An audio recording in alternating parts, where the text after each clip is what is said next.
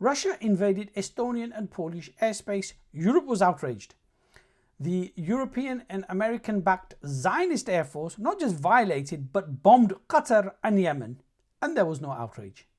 In London, the largest anti-Muslim, anti-Islamic, anti-Palestinian march took place, abusing Islam and the Muslims. Islam is our real enemy. We have to get rid of Islam. Islam doesn't belong to Europe. Islam doesn't belong to the UK. And this was done in the name of free speech. In America, the death of Charlie Kirk has caused outrage, and the sacred cow of freedom of speech has been butchered, and hate speech has now become sacred. Anybody quoting Charlie Kirk verbatim on what he said is now being threatened and cancelled. So if you haven't been paying attention for the last 2 years, the last few days have shown you that the international world order is broke, and the Western values like freedom of speech is also broke. Muslims were encouraged to take part in elections and vote for leftist politicians who are pro-Palestinian.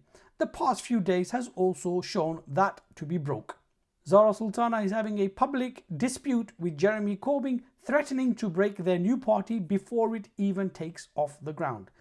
Zara Sultana wants to support trans people, homosexuals, and she wants to be pro-Palestinian. Maybe she hasn't read the Quran, but it is in Palestine where Allah subhanahu wa ta'ala punished the homosexuals and made them a lesson for the whole of mankind. This week Donald Trump came to London and openly and publicly abused Sadiq Khan, Mayor of London, and said he didn't want him at the royal banquet. And so Sadiq Khan wasn't invited to the royal banquet.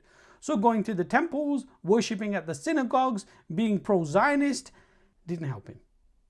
Shabana Mahmood, a Muslim and a one-time pro-Palestinian activist, has been appointed the Home Secretary by Keir Starmer. And not surprisingly, she now toes the pro-Zionist line Keir Starmer has.